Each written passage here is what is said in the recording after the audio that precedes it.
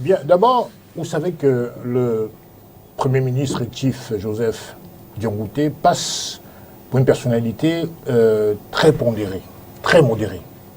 Je crois que très peu lui contestent cela.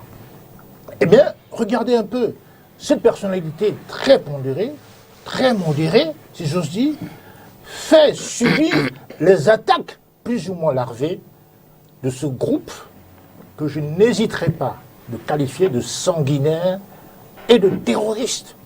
Parce qu'en vérité, de quoi s'agit-il? Il ne s'agit pas de fédéralistes qui posent des revendications d'autorité étatique. Dans cette crise dite abusivement anglophone, parce que c'est une crise camerounaise, dans la partie d'expression anglaise du Cameroun. En vérité, qu'est-ce qui se passe?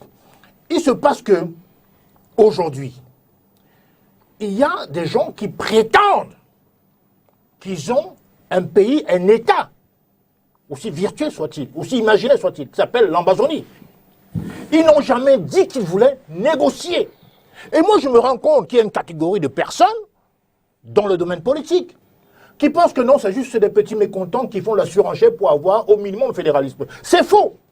Je ne peux pas confondre ici depuis tant les fédéralistes, les anglophones et des ambazoniens, dont il faudrait d'ailleurs vérifier qui sont constitués en majorité de Camerounais. Je ne suis pas certain que ces ambazoniens soient constitués majoritairement de Camerounais. Donc, il ne s'agit pas ici de faire d'amalgame entre les anglophones, qui depuis très longtemps ont posé des questions républicaines légitimes sur la forme de l'État. C'est tout à fait discutable.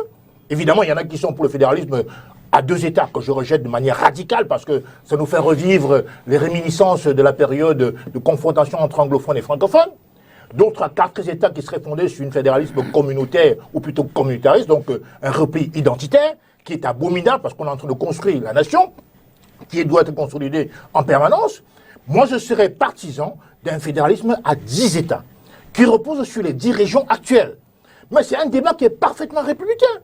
Et chez nous, Chapard, nous privilégions le débat dans le cadre des valeurs républicaines.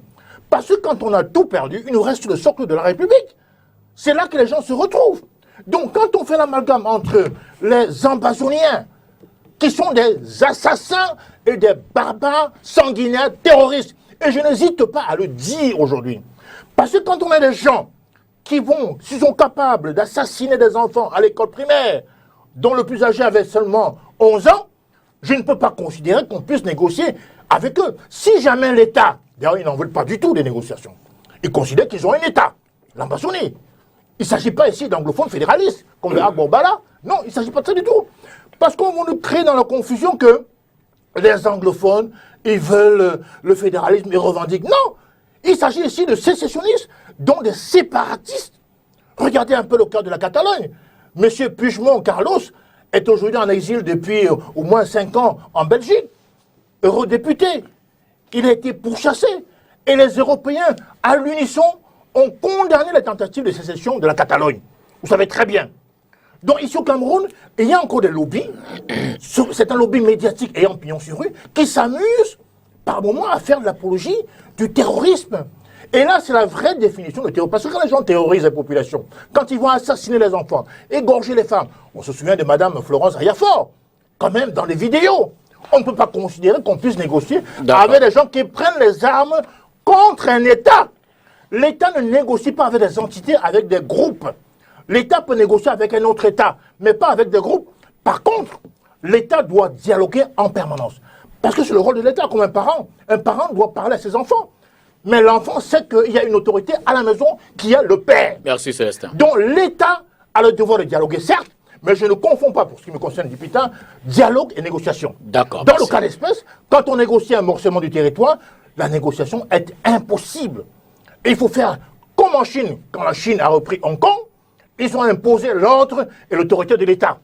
Vous avez vu les Tamouls au Sri Lanka, après 60 ans de guerre, ils ont fini par se ranger. En Colombie, les FARC. Je peux citer aussi la Corse. Qui parle encore de la Corse aujourd'hui? Merci. Qui parle de l'ETA basque?